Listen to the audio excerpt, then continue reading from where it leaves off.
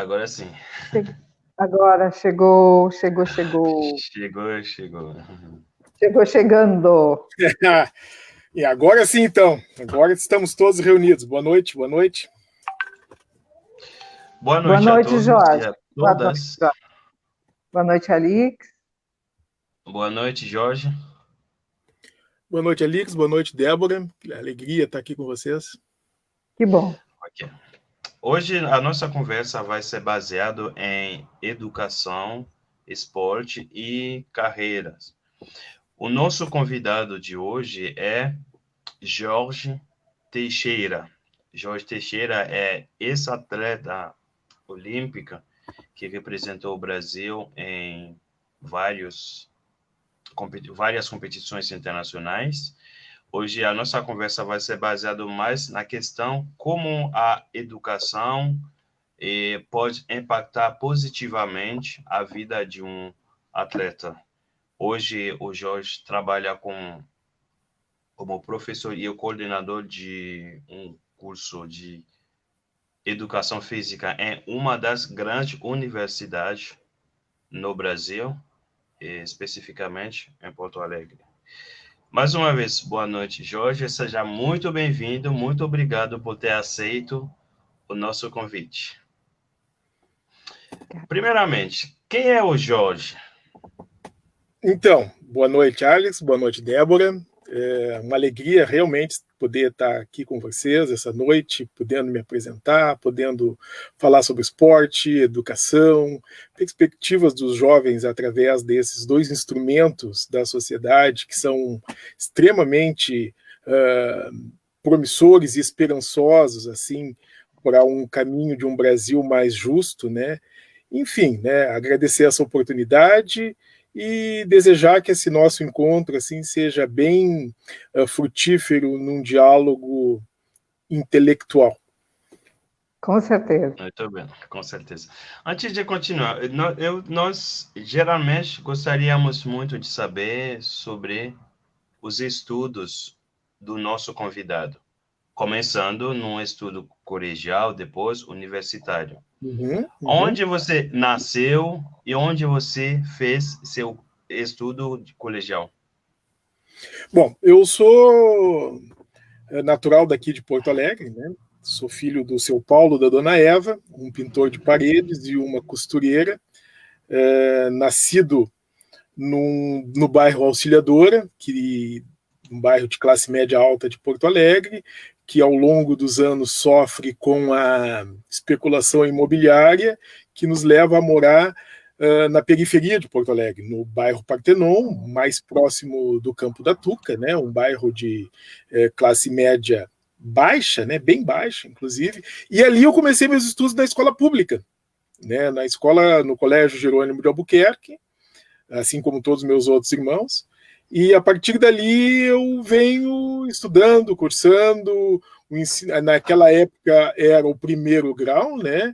E nesse meio tempo do primeiro grau, a professora de educação física percebe que eu e mais um grupo de outros colegas tínhamos alguma chance de fazer esporte para além da escola. Aí ela então nos encaminha para o Centro Estadual de Treinamento Esportivo, hoje aqui no Menino Deus, inclusive moro aqui perto, e a partir dali eu sigo minha carreira esportiva, enfim, que a gente vai conversar um pouquinho mais essa noite. Débora, tu tem alguma pergunta sobre o colégio? Não, eu achei interessante você ressaltando que você fez o ensino no ensino público, né?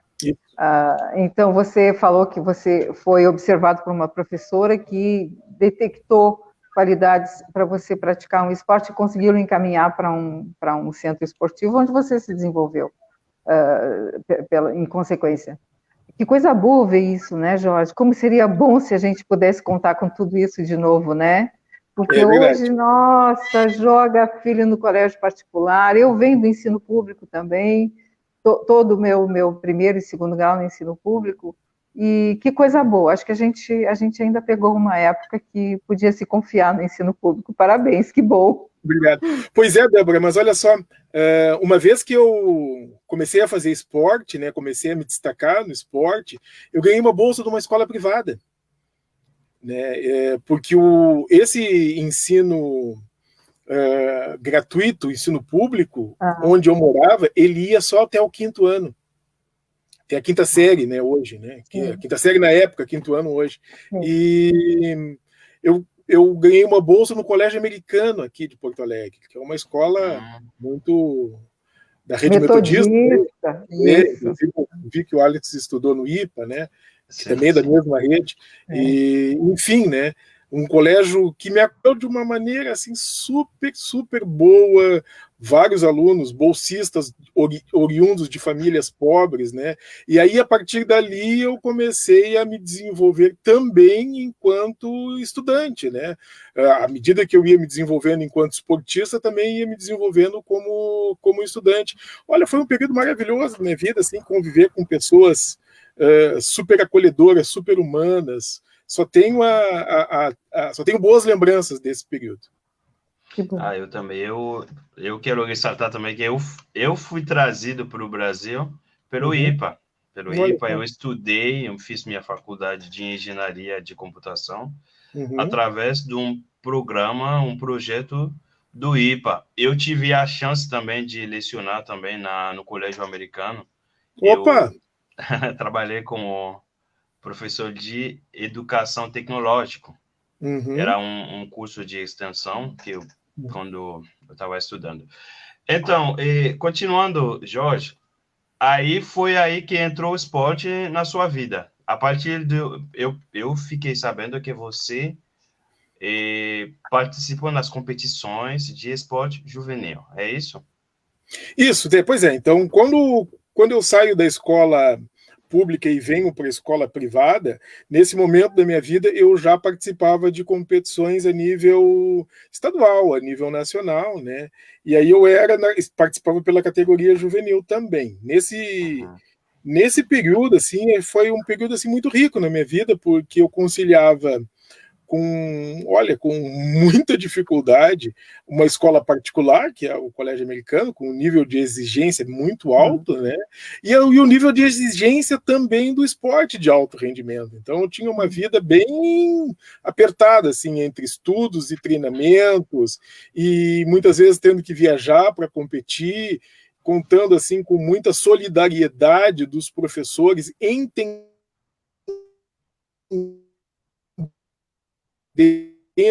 que eu era um aluno bolsista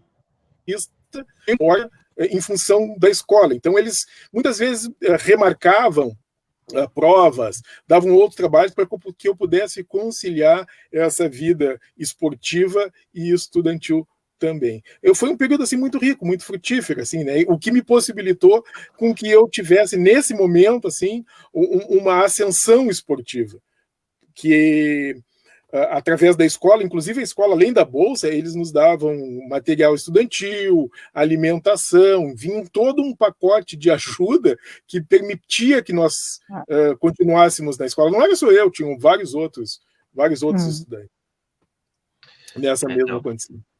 Ok. Então, eu imagino que deve ter sido muito difícil mesmo manter os estudos, por isso que muitas vezes muitos atletas desistiram, tiveram que ou escolher para seguir com os estudos ou escolher para seguir com a parte esportistas. E como que foi a tua experiência entrando na faculdade? Agora saiu do colégio, entrou na faculdade. Você estudou onde? Pois é. Então é o seguinte, né? Como tu bem falou, conciliar essas exigências é algo assim muito difícil, né? Principalmente para quem não tem todos os recursos, né? Para conseguir alimentação, deslocamento, enfim, muitas vezes tu tem que estar em 2 lugares ao mesmo tempo, é difícil, né? Mas, enfim, terminando o 2º grau da época, hoje ensino médio, eu fui cursar Educação Física na Fevale, em Novo Hamburgo. que foi a escola de educação física que permitiu que eu continuasse conciliando essa minha vida esportiva e a minha vida estudantil, porque já nesse período eu já tinha um nível de exigência esportiva bem maior, porque as viagens eram mais frequentes, né, as competições eram mais frequentes e o tempo de treinamento era muito maior. Então, conciliar o curso superior era algo assim muito difícil. De novo, pude contar assim com a paciência, com a boa vontade, com a solidariedade dos professores da Fevale, que tinham o mesmo sistema dos professores do colégio americano. Permitiam que eu fizesse prova fora do tempo, quando eu estava viajando, fazia a prova depois, davam trabalhos para eu recuperar as aulas que eu muitas vezes não podia estar presente, mas isso não é sistemático, né? Isso não flui dentro de um sistema, isso vai muito da boa vontade e do entendimento do professor naquele momento. Isso permitiu que eu conseguisse continuar sendo atleta e terminar o curso superior. O que no meu período, isso há muito tempo atrás, era muito difícil e ainda é, né? Ainda é muito difícil a gente conseguir conciliar essas duas atividades. Hoje os atletas de alto rendimento dificilmente conseguem fazer o curso superior. Olha, o Sandro entrou aí, que legal, um abraço, Sandro. Mas, Sandro, tu tá no perfil da Ana Lúcia, Sandro. É tu mesmo que tá aí ou tu tá mandando a tua mulher digitar? Abraço, querido. Tá. Da onde que vem toda essa vontade, Jorge, de insistir na educação? Pois é, né? Essa é uma pergunta muito boa, muito interessante, né? De onde que vem toda essa nossa força, né? De onde que vem toda essa nossa resistência, né? Porque a vida não nos apresenta muito fácil, né? A vida não se apresenta para nós de uma maneira muito fácil. Para todo mundo, a vida não se apresenta de uma maneira muito fácil. Para quem é pobre, muito mais, e para quem é negro, muito mais. Né? E eu não estou falando das mulheres, né? Estou falando de um homem negro, né? De ascendência pobre, né? E que traz essa força dentro de si, muito pelos meus pais, muito incentivado assim pela força do meu pai, que foi um cara assim da minha vida que passou assim uma confiança, uma segurança muito grande e instigou o nosso querer. Hoje um grande desafio da juventude é o querer. Né? Eu tenho um filho de 13 anos, né? E eu acho que a missão mais importante num pai, né, é que o seu filho deseje coisas boas. Né? E isso meu pai fez muito bem. Então ele sempre foi um cara que sempre esteve presente, até os últimos dias dele. A gente sempre conversava muito, sempre discutia muito, sempre esteve na minha vida incentivando de uma maneira assim, muito subjetiva a querer sempre coisas boas. Isso é importante, né, Jorge, porque é um lastro, a presença dos pais e esse diálogo que foi o que houve entre vocês, né? Que lastro importante, porque isso te deu a segurança necessária para tu te desenvolver como atleta e como homem, né? E essas coisas acontecendo de maneira concomitante, na adolescência e tudo mais. Então, olha só, que bacana, você teve um pai que lhe acompanhou muito bem, que bom, né? Isso. Ok. Falando sobre estudo e esporte, você acha que os resultados positivos que você recebeu na sua vida teve alguma influência da educação? Sem dúvida, né? A educação é a base. Hoje eu não acredito no outro segmento da sociedade que vá fazer frente a todas as desigualdades que o Brasil e uma boa parte de outros países enfrentam, que não a educação. A educação, ela permite uma libertação do sujeito das suas grandes mazelas e grandes dificuldades. Permite que o sujeito olhe para frente. Permite que o sujeito não reproduza o que a sociedade lhe impôs para estar nesse lugar. Então, a educação, sem educação, não consigo ver outro rumo para os sujeitos empobrecidos assim como eu. Muito bem, obrigado. Está sendo uma aula muito boa. Uma experiência muito bonita. Nossa, é muita coisa. Jorge, como foi para você Como você recebeu a notícia que você ia representar o Brasil em 1988 em Seul? Como que foi receber uma notícia assim? Pois é, Alex, Débora, isso é assim, né? Uma vez que eu ingressei no esporte, todo jovem esportista olha para as Olimpíadas como uma meta, assim, olha, eu quero um dia estar nas Olimpíadas. Mas isso para mim nunca foi algo assim muito lúcido, né? A gente olha para as Olimpíadas, olhava para os participantes que participavam das Olimpíadas no meu período de adolescência, era o João do Pulo, né? Grandes esportistas da época, e olhava para esses atletas e me via, pô, olha que legal, olha esses ídolos, né? Mas eu não me via numa Olimpíada. À medida que os meus resultados foram evoluindo, eu comecei, então, a ver que também era possível participar de uma Olimpíada, mas isso não é garantia, né? Então, em conversa com o meu treinador, o Arataka, que é um cara assim, que teve um papel também fundamental na minha trajetória esportiva e acadêmica também, e como sujeito, como homem, conversava muito com ele e dizia, olha, Arataka, eu acho que é possível que a gente faça o índice, no próximo ano vamos treinar para isso, né? A gente treinou muito, batalhou muito, e, olha, fruto de muito trabalho, fui morar na Alemanha, me desloquei para a Alemanha para fazer um estágio para correção técnica, para treinamento, para aperfeiçoamento, e aí, a partir dali, então, a gente conseguiu fazer uma ascensão nos resultados técnicos e obter o índice para ser representante do Brasil nos Jogos Olímpicos de 1988, em Seul, na Coreia.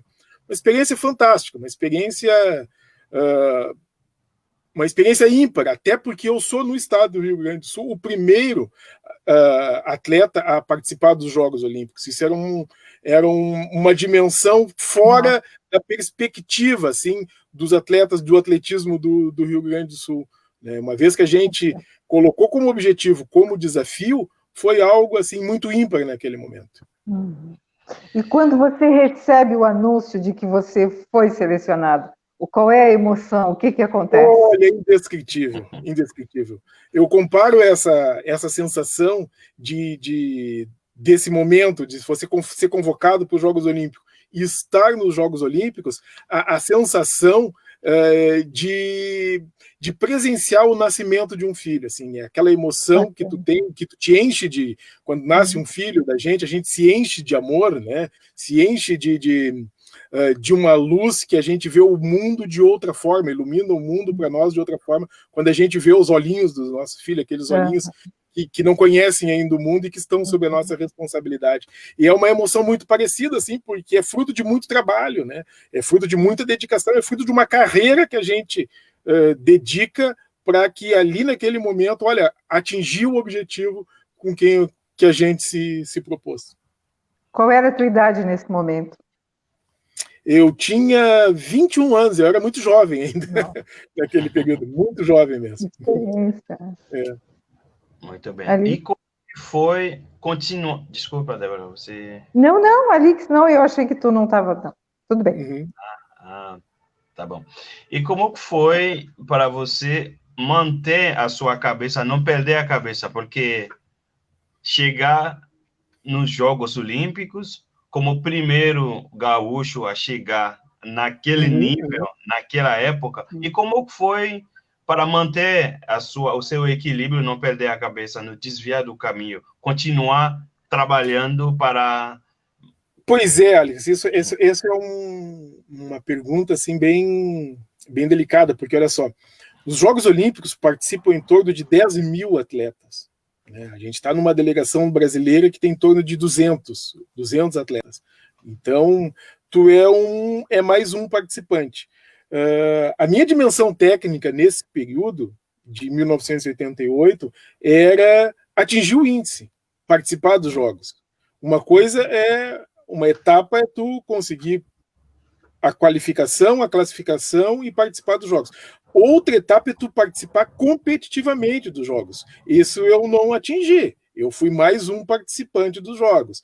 Então, e também num período que o Brasil não tinha muita estrutura também. Hoje tem uma estrutura assim o esporte no Brasil tem uma estrutura muito grande. Eu fui para a Coreia, a gente passou 40 dias na Coreia Um país completamente diferente do nosso, hábitos completamente diferentes dos nossos, e nós fomos assim meio que sozinhos, né? Cada um por si. Não tinha um treinador acompanhando, não tinha alguém que te puxasse mais nas rotinas do treinamento, de concentração. Então, a minha dimensão ela não foi tão competitiva quanto as estruturas esportivas no Brasil permitem hoje. O Brasil recebeu e organizou uma Olimpíada, que era algo também inimaginável naquele período, né?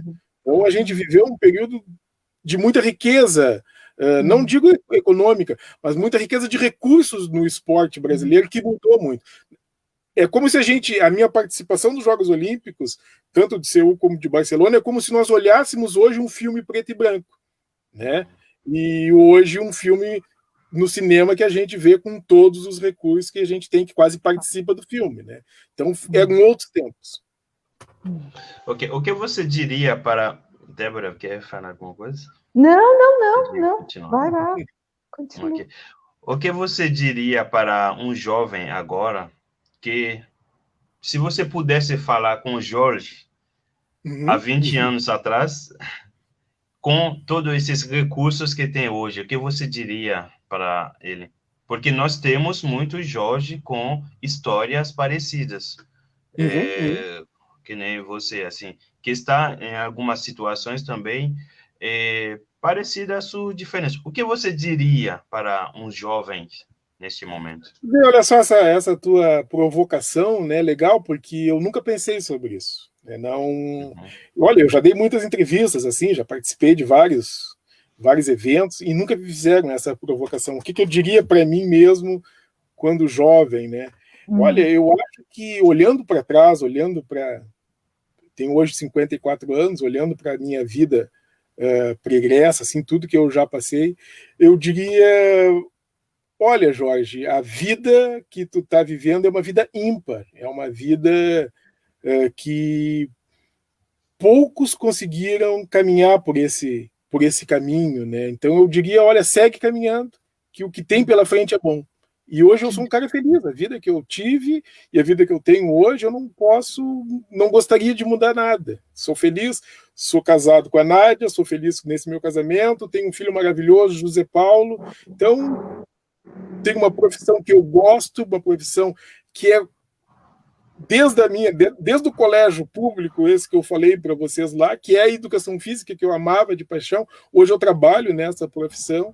Né? Tenho alunos queridos, assim, conversas queridas, e também a Unicinos é uma universidade com um forte caráter humanista que permitiu que eu, professor de educação física, trabalhasse numa disciplina, que lá chama-se atividade acadêmica, de afrodescendentes na América Latina, que é a minha origem também. Né? Então, a minha vida hoje eu não posso reclamar de nada, não mudaria nada. Né? E ela foi construída por esse Jorge que tu me provoca a mandar uma mensagem para ele. Não muda nada, Jorge. Okay. Deixa assim. Agora... tá bom. Agora a mensagem vai ser para uma outra pessoa que está vivendo hoje, porque nós sabemos que no Brasil existe bastante dificuldades, e principalmente quando a pessoa nasce em determinadas famílias, ou depende das suas origens. E, por outro lado, eu acredito que existem muitas oportunidades também. Nós sabemos que a vida não é fácil. Mas o que você diria para um jovem que não nasce numa família abastecida, que está estudando num colégio público e que gostaria de ser um Jorge realizado, que nem você? Qual caminho você diria para um jovem assim a seguir? Olha, essa pergunta é mais difícil, né? Eu me conheço, eu sei o caminho que eu fiz. Agora, dizer para um jovem que eu não conheço, mas que quer também seguir um caminho do bem, né? Um caminho pelo esporte, pela cultura, enfim, né? Pela sua vida profissional, o que eu posso dizer? Primeiro, leia muito. A leitura ela é fundamental. O jovem hoje, eles são digitais, né? Nós somos analógicos. Eu sou analógico. E a juventude hoje ela está plugada, ela está online e ela é digital. O que eu sugeriria para eles? Leiam. A leitura ela vai te abrir mundos. A leitura vai te colocar num outro nível, num outro patamar de conhecimentos que vai te permitir discernimentos do que ele realmente quer para a vida dele. Muitas vezes a vida não permite que nós trabalhemos com o que nós realmente gostamos. Né? Isso foi a benção que você... Tu tem que negociar a tua vida. Olha, hoje eu quero ser atleta, mas talvez eu tenha que ser garçom para poder me sustentar. Né? Então, e eu fiz muito disso. Eu trabalhei em outras coisas para poder ser atleta. Né? E é isso que o jovem precisa saber. Ele tem que... E a leitura vai permitir isso. A leitura, o acesso à cultura, o acesso a novos mundos que a leitura permite, vai permitir com que ele tenha acesso a si mesmo. Esse seria o meu conselho. Leitura. Leitura. Muito obrigado. E como foi o processo para você sair de atleta profissional a professor de educação física? Olha, isso é um processo muito difícil, viu? É tão difícil quanto tu atingir a forma olímpica, participar de Jogos Olímpicos. Porque o atleta ele se concentra numa estratégia e num objetivo só, que é ser atleta. Né? E tu faz isso há tanto tempo que isso faz parte da tua vida, da tua rotina. Né? E o profissional, quando tu transita da questão do meio de ser atleta para ser professor, tu passa a pensar em vários outros segmentos ao mesmo tempo. Então, tu tem que equilibrar a tua vida de forma muito diferente do que é ser atleta. Tu tem que olhar para outras variáveis da tua profissão que não são as mesmas, até porque quando tu é atleta, e principalmente no alto rendimento, todas as dificuldades de treinamento, mas tu tem uma assessoria por trás de ti que permite que tu se concentre só naquilo ali. Quando tu é profissional, não, é a tua própria assessoria. Tu tem que se esforçar mais para que seja dada a resposta que as pessoas esperam de ti, tanto quanto te olham quando tu é o atleta aquele do alto rendimento. Né? Então, muitas vezes as cobranças são até maiores, porque o cara era atleta de alto rendimento, esteve entre os melhores do mundo e chegou atrasado para dar aula. Né? Não sabe que estragou, que perdeu o ônibus, enfim. Né? Então, as cobranças muitas vezes são maiores do que uma outra pessoa comum. É um período assim, muito difícil. Essa transição atleta profissional é muito difícil. É difícil, e você acha, sim, é bem interessante isso, porque você acha que isso que você está falando, eu estou pensando nos jovens jogadores de futebol que ganham muito dinheiro e que vão muito jovens para fora do país e tudo mais, e que pisam na bola, né? Literalmente pisam na bola. Você acha que esses esportistas de alto nível e tudo mais, eles têm um suporte psicológico para que o jovem amadureça com essa capacidade de, num futuro muito próximo, fazer uma transição para o mundo profissional? Ele recebe um apoio, ele recebe um coach, ele tem algum acompanhamento que dá uma luz para que ele não fique assim tão deslumbrado com isso a vida, já foi né, pior, com dinheiro. Isso já foi muito pior, né? A trajetória esportista de muitos esportistas brasileiros é atingir o ápice, né? Assim como tu diz, olha, atingiu o ápice como esportista e teve rendimentos assim diferentes do que tinha nas suas origens, né? Ganha muita grana, que é isso que eu estou querendo dizer. Né? E depois bota tudo fora. Olha o caso do Garrincha, né? Deve se lembrar do Garrincha. Tantos exemplos. Né? Vários outros, poderíamos citar aqui, ficaríamos muito tempo citando. Mas hoje esses jovens já têm uma assessoria maior. Se vê, cada vez se vê menos disso. Tanto que quando a gente muitas vezes ouve entrevista de jogadores de de futebol são aquelas entrevistas assim meio que enlatadas, né? Eles respondem basicamente o mesmo, sempre o mesmo, sempre o mesmo. Eles não saem daquele repertório ali, porque eles são treinados para responder, para não falar de forma inadequada, né? Assim como a vida deles também. Eles casam cedo para não fazer festa, para não fazer muita festa. A gente olha os jovens já casados, com filhos, coisa e tal. Enfim, eles têm hoje uma assessoria que se vê cada vez menos esses desvio de esse desperdício de uma vida promissora que poderiam ter, mas ainda acontece. Isso não é uma inverdade, isso ainda acontece, mas acontece menos. Alix? Eu tenho uma pergunta que que eu recebi para você, Jorge. Qual foi o melhor índice que você fez como ser campeão mundial? Desculpa, eu não entendi. Qual foi? Qual foi o melhor índice que você fez? E como foi ser um campeão mundial? Ah, bom, são duas perguntas, então, tá, entendi. Entendi. Eu fui campeão mundial júnior, juvenil, né, na Cidade do México, em 1985. Olha quanto tempo já. Acho que tu nem era nascido, Alex. Já tinha nascido. Então, pois é, olha só, andava aí pela mão da mãe e do pai ainda. E foi uma alegria muito grande, porque foi uma disputa assim no México, disputa entre latinos, cubanos, né? Então, uma disputa muito interessante. E eu guardo isso na memória, isso aí muito, muito forte hoje ainda, né? Qual foi o melhor índice que eu fiz, a melhor marca que eu fiz? Foi 17,20 metros, também na Cidade do México, mas muitos anos depois. Isso aí foi em 1988, no ano da Olimpíada, 3 ou 4 anos depois. Não, desculpa, olha só como tem problema aí de lápis. Foi em 1992, na cidade de Monterrey.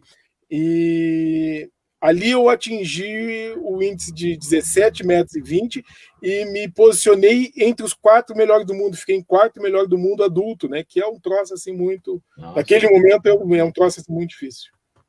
Parabéns. Isso a pergunta foi do Sandro. Sandro, muito querido. Legal, muito legal. Bela pergunta. Bom, você falou durante a conversa que você está fazendo um trabalho relacionado a afrodescendentes, né? Você pode me explicar um pouco sobre o seu trabalho? Claro. Então, como eu estava dizendo, né, a Unicinos é uma universidade da Companhia de Jesus, né, de padres jesuítas, e eles têm um forte caráter humanitário na condução das suas instituições de ensino, tanto dos colégios como das universidades. E essa dimensão humanista proporcionou um diálogo entre os afrodescendentes na universidade e se criou ali o núcleo de estudos afro-brasileiros e indígenas, que eu não faço mais parte, hoje eu estou só na educação física, mas tive ali durante algum tempo. E esse trabalho desenvolvido ali, junto com o advento da Lei 10.639, que obriga as escolas e as instituições de ensino superior desenvolver em seus currículos a história e a cultura do povo afro-brasileiro e indígena, a partir dessa lei de 2003, nós criamos disciplinas na universidade que desenvolvem essa temática. Eu sou um desses professores. Então, ali eu trabalho a disciplina durante todo o semestre para alunos de todos os cursos da universidade. Isso tem sido uma experiência assim, cada vez mais interessante, porque a gente sabe que o ensino superior brasileiro ele é predominantemente de não negros e não indígenas, de brancos.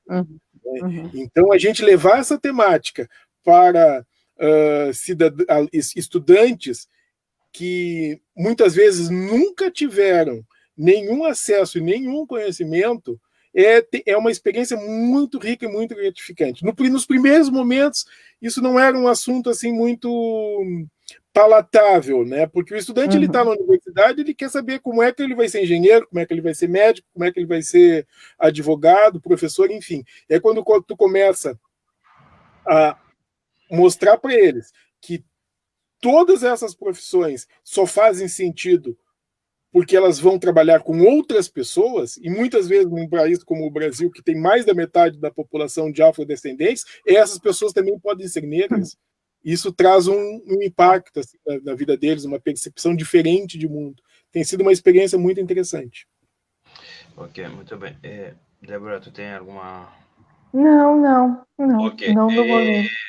Você falou uma coisa que me chamou muito a atenção, a questão de o Brasil tem um número muito grande de afrodescendentes, mas se a gente olhar, se olhamos em todas as esferas da sociedade, a representatividade é muito pouca. E muitas vezes, em alguns setores, é praticamente zero. E o que explica isso? Você saberia dizer alguma coisa? Por que falta essa representatividade? Olha só, Alex, a gente vive num país que foi colonizado por europeus, né? O Brasil tem a maior população de negros fora da África, né? Assim, ele tem a maior população de negros fora da África e a segunda maior população de negros do mundo. Perde para a Nigéria. Né? Perde para a Nigéria. Né? Então, fica bem difícil de entender por que no Brasil a gente vive esse apartheid que tu não consegue ver a representatividade negra em outras dimensões da sociedade. Né? Durante 400 anos, o Brasil teve sob o domínio da escravidão colonial. Isso é determinante para que essa marca na nossa sociedade hoje esteja muito presente, porque uma vez que tendo fim desses 400 anos de escravidão com a abolição da escravidão, não foi possibilitado políticas afirmativas para que essas populações que estavam sob o regime de exploração tivessem acesso ao mundo do trabalho. Né?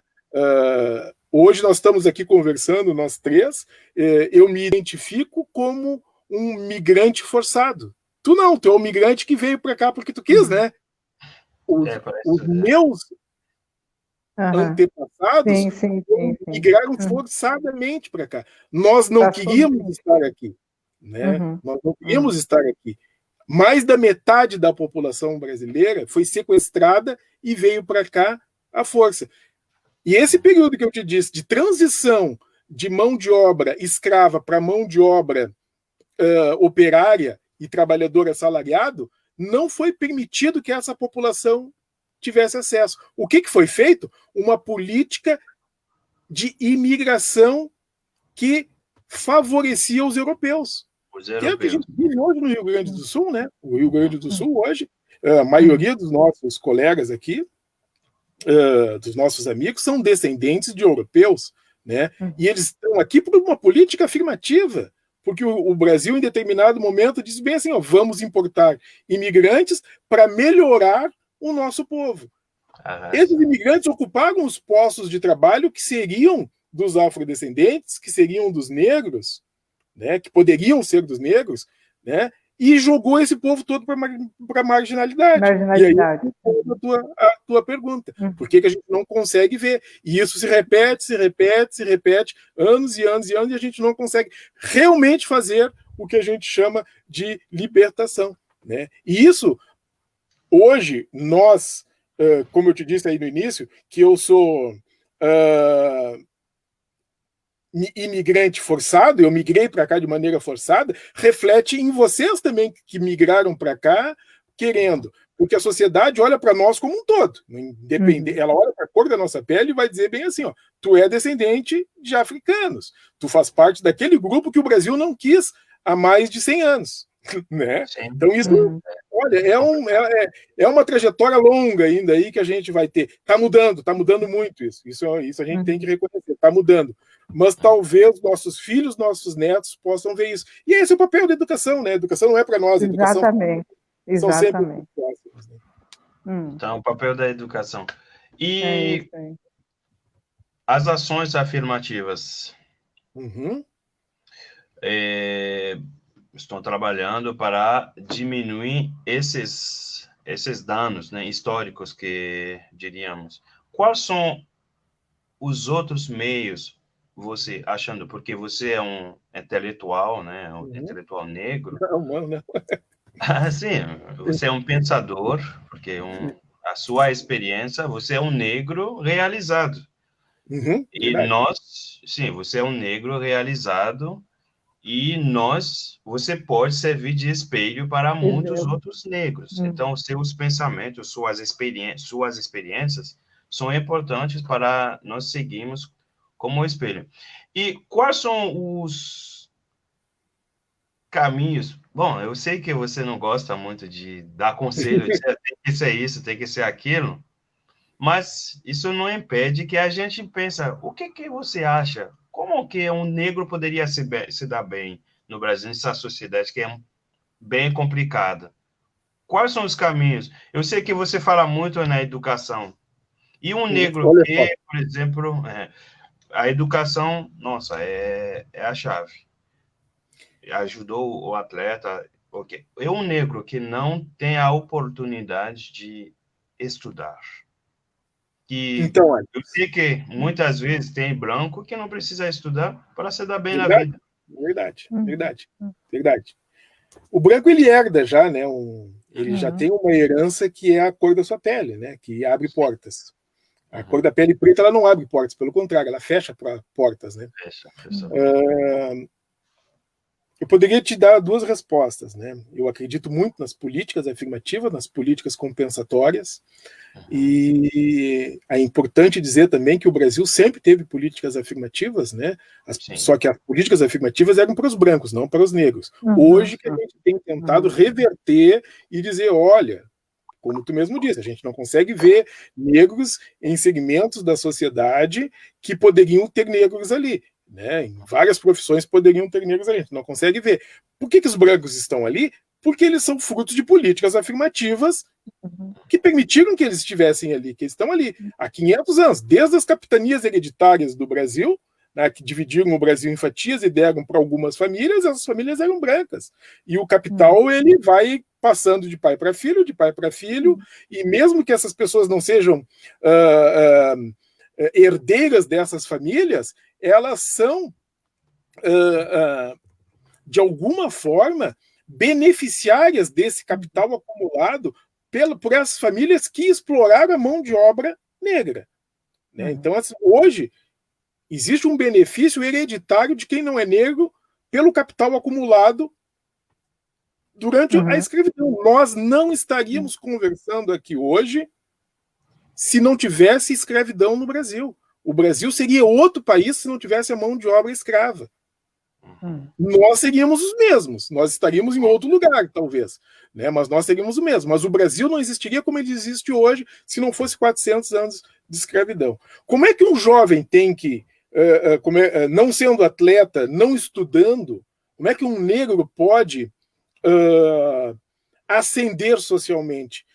Né? Cara, é uma receita assim bem difícil, né? Não existe não é como uma receita de bolo que a gente vai colocando os ingredientes ali e aquilo ali dá certo, né? Pode não dar certo, cada um é cada um tem as suas individualidades. Mas a cada geração de afrodescendentes, ele encontra um mundo diferente do que os seus pais lhes legaram, né? Então eu costumo dizer muito assim, olha, nós negros, a gente tem que sempre valorizar as lutas dos nossos antepassados, porque era mais difícil para eles. Sim. Não que hoje seja mais fácil, mas para o meu filho vai ser mais fácil. Sim, com certeza. Porque eu vou passar para ele algo menos ruim do que eu enfrentei, que meu pai enfrentou, que meu avô enfrentou. Né? Então é muito importante o afrodescendente saber negociar. O afrodescendente ele tem que ter certeza de quem ele realmente é, ter a sua identidade africana, independente se ele é migrante por vontade ou não, porque os afrodescendentes que estão na América são todos migrantes contra a sua vontade, né? E eles são pessoas que estão aqui contra a sua vontade, permanecem aqui contra a vontade do outro. Porque o Brasil quis ser branco pelas políticas eugenistas, pelas políticas de embranquecimento, pela imigração de europeus, né? Então, em determinado momento, o Brasil quis ser branco, não queria mais que esses indígenas e africanas estivessem por aqui, né? Tinha-se a ideia de que isso ia terminar através da miscigenação, né? Então, pelo contrário, né? Graças a Deus, a gente tem migrantes que vêm trazendo mais melanina preta para o Brasil. Mas então é importante que o afrodescendente saiba quem ele é, o mundo que ele enfrenta. Florestan Fernandes tem um livro maravilhoso que é O Negro no Mundo dos Brancos, e essa é uma verdade. Esse mundo que a gente vive no Brasil hoje, ele pertence ao mundo dos brancos, porque os meios de produção são dos brancos, né? Então a gente tem que saber que ele é afrodescendente, saber do seu passado, saber do legado dos seus pais e negociar.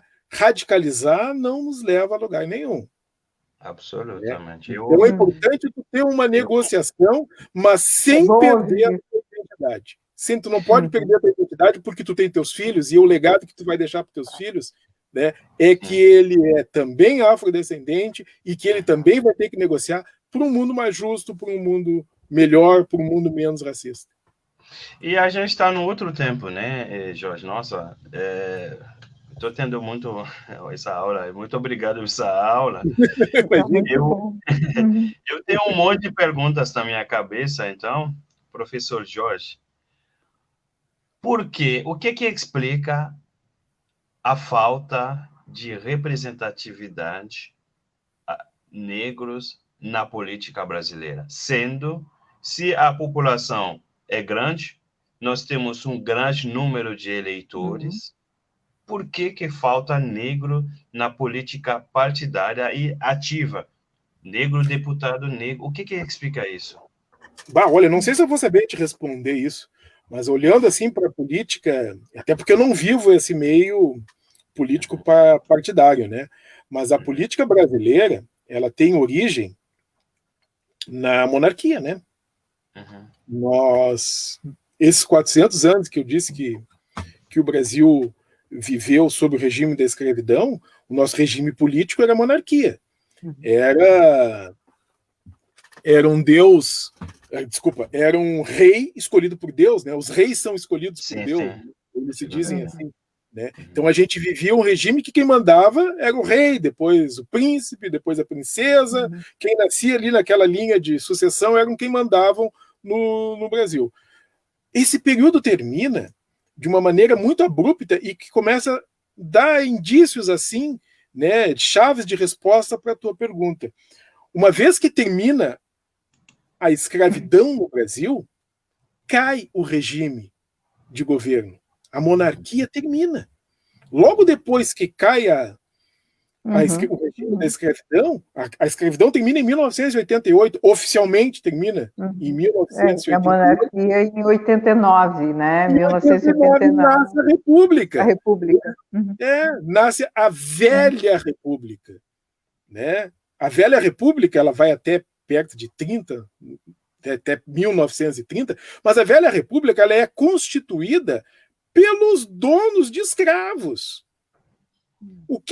Quem são os donos de escravos? É importante tentar responder essa pergunta. Quem são os donos de escravos no Brasil durante todo esse período que a gente viveu?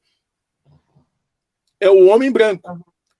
O que o homem branco possui naquele período? Ele não possui dólar, ele não possui ouro, ele não possui o que o homem de hoje, carros, imóveis, não. Ele possuía as suas terras nessa ordem. As suas terras, os seus escravos, os seus animais e as suas mulheres. O homem branco, o patriarcado nessa ordem, tinha essas propriedades. Então, esses caras continuam mandando no Brasil na Primeira República, na Segunda República e até hoje. A luta por igualdade racial dos negros, ela traz junto consigo uma luta pela justiça social de mulheres, de grupos socialmente excluídos por orientação sexual, por pessoas deficientes. A luta dos negros pela igualdade, ela traz todo esse grupo junto, porque ela é primária, é a primeira luta por igualdade que acontece no Brasil. Depois vem a luta das mulheres, enfim, vão trazendo outras resquícios de uma sociedade desorganizada que é composta por esse patriarcado que até hoje manda na política brasileira. Os homens brancos que mandam na política brasileira. Recentemente, a gente teve cotas, políticas afirmativas para mulheres nos partidos políticos, né? Agora está se discutindo, até não sei como é que ficou, se realmente se determinou que tenha cotas para negros também, que é uma discussão muito forte, né? Que é uma discussão bem significativa, mas traz essa resposta. Não temos negros na política porque não lhe pertence debater o futuro da nação. Quem debate o futuro da nação segue sendo o patriarcado que sempre mandou no Brasil. Sim, claro. Não, essa repetição, né, Jorge? Eu acho que isso é muito... É uma coisa que nos marca, quase um atavismo, né? Do qual a gente não consegue muito se desembaraçar, e ao mesmo tempo, eu posso te dizer isso porque vivi 30 anos fora do Brasil, eu saí do Brasil em 84 para estudar na França e voltei 30 anos depois, e um dos primeiros choques quando eu cheguei aqui foi de ouvir os mesmos nomes de família fazendo a economia funcionar, mal ou bem, encontrar aqueles sobrenomes, né? Aqueles sobrenomes. E aí, um dia, conversando com uma amiga, eu disse, mas isso é uma oligarquia, o que a gente vive no quê aqui? O que é isso? Quando é que essa sociedade vai conseguir se desvencilhar desses elos, esses vínculos tão historicamente pesados para nós, que nos seguram numa posição de não desenvolvimento, né? Então, acho que a questão do negro, hoje, sim, se extraindo dessa situação, ela é a questão, como você disse, primordial, né? Ela traz elementos de toda essa sociedade que disfunciona há muito tempo. Então, você cristaliza, na verdade, na sua luta, na sua batalha por seu desenvolvimento, tudo que os brasileiros todos precisariam, né? Na verdade, todo mundo precisaria estar lutando para alguma coisa melhor, e finalmente não necessariamente, não politicamente. E vocês, com a luta de vocês estão nos despertando também essa necessidade de romper com essas amarras, porque se a gente não muda isso aqui não tem um futuro mais desenvolvido do que a gente já conheceu. Acho que aí a gente estagna, né? Verdade. E recentemente a gente tem chamado a atenção, né, o caso da Magazine Luiza, que fez trainee para negros, resistência de um lado, resistência de outro, e tem surgido estudos que estão mostrando que as desigualdades, elas não geram riquezas para o país. Não, claro o que gera riqueza é a igualdade. O que gera riqueza faz um país crescer é a igualdade. Talvez por aí a gente consiga construir pontes de entendimento com quem é dono ainda do poder no Brasil. Decisionário. Aí, né, a sensibilização é botar a mão no bolso mesmo, né? Talvez fazer aí uma repartição de renda mais equilibrada, né? Claro. Tem um entendimento, porque o Brasil, as Américas, no geral, são países marcados fortemente pelas desigualdades, né? Estamos caminhando até o fim. Eu tenho uma última pergunta para Jorge, e depois da última pergunta você pode fazer as considerações finais para encerrarmos. Mas antes disso, eu quero muito agradecer você pela disponibilidade e pelas experiências, pela essa aula que acabamos de ter. Muito obrigado, viu? Muito obrigado mais uma vez, Débora. Oh, estar juntos. hoje foi uma honra. Como sempre, a gente faz umas lives muito legais, mas eu tinha uma curiosidade imensa em conhecer você, Jorge. Obrigado. Era uma pessoa que eu tinha muita vontade de encontrar. A última pergunta. Jorge, nós estamos nos aproximando num momento muito importante para a sociedade brasileira, que vai decidir o futuro das cidades. Qual é seu conselho para os eleitores brasileiros? O que você diria? Pode ser uma palavra já muito dita, né, muito repetitiva, que é votar, né? Exercer o direito de votar. O não votar traz um esvaziamento de futuro, de perspectiva, e até um desrespeito à luta que muitos tiveram para o direito ao voto, né? Por mais que você se ache insignificante, meu voto não vai mudar, muda sim. Muda porque ele traz a representatividade de um grupo que tu acredita. Talvez ele não mude de imediato, mas ele vai mudar próximas eleições. O Brasil é um país que tem eleições de 2 em 2 anos. Né? Então, eu diria assim, vote consciente, exerça o seu direito à cidadania, exerça o seu direito a buscar um mundo melhor diante da sua expectativa, né? Diante do seu olhar, cada um tem o seu. E isso é o bom da democracia, né? Isso é o legal da democracia. Cada um poder fazer o seu olhar e tirar a sua conclusão. Então, a minha resposta seria assim, vote, exerça o seu direito à democracia. Muito obrigado. Palavras finais, né? Tu disse também, né? Eu queria fazer um reparo assim numa fala que eu fiz quando tu pediu aquela brilhante pergunta assim, o que dizer para os afrodescendentes, né? Um pequeno reparo quando eu disse da negociação. A negociação ela seria no sentido assim de nós construirmos pontes. A luta racial, por muitas vezes, por muitas indignações que a gente vive pelas desigualdades, pelo racismo, pela violência, né, pela falta de oportunidades, trazem para nós algumas indignações. A gente tem que ter a maturidade de digerir essas indignações e devolver com a construção de pontes. A violência, a revolta, ela só afasta mais. Então a gente tem que ter a maturidade, a capacidade de saber perdoar, saber relevar e construir, através dessa capacidade de negociação, construir pontes. Cede um pouco dos teus pontos de vista que estão certos, né? Para que o teu filho consiga caminhar um pouquinho mais por essa ponte, chegar do outro lado. Essas seriam minhas palavras finais. Muito obrigado. Eu sempre falo disso.